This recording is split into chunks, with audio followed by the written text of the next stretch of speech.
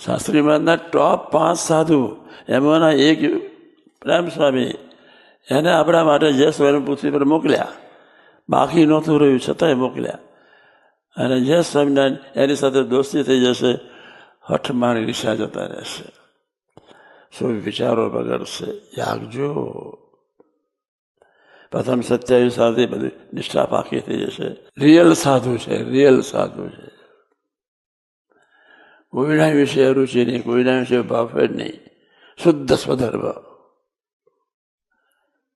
એવો સાધુ છે. સરળ થઈને દ્વારા કરજો. 39 કલ્યાણકારી ગુણ બક્ષિસમાં મળી જશે. સરળ થઈને દ્વારા કરજો. કોઈનું જોવું ને વિચારવું એના બ્લડમાં નથી.